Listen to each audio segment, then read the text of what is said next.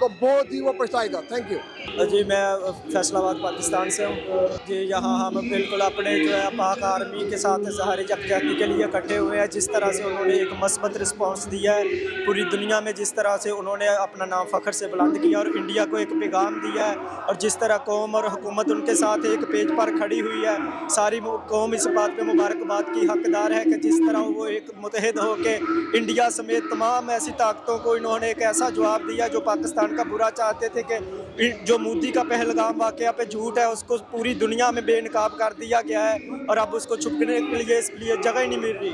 اس لیے پوری دنیا میں جگہ جگہ پہ انشاءاللہ تمام پاکستانی کمیونٹی اس جھوٹ کو بے نقاب کرنے کے لیے اپنا اپنا کردار ادا کرے گی. جیسا کہ ہمارا اسلام ہمیں حکم دیتا ہے کہ جنگ سے اجتناب کرنا چاہیے، لیکن اگر یہ ہم پہ آتی ہے تو پھر گھبرانا نہیں چاہیے، کیونکہ شہادت جیسا عظیم رتبہ ہر مسلمان کی خواہش ہے. ہر مسلمان چاہتا ہے کہ اس کا جو زندگی کا اختتام ہے وہ شہادت پہ ہو، تو جو ہے اس کی آرزو نہیں کرنی چاہیے جنگ کی، لیکن اگر یہ ہم پہ آتی ہے تو انشاءاللہ تعالی ہر پاکستانی ہر مسلمان اس کے لیے تیار ہے. پاک فوج زندہ باد، پاکستان پائندہ باد.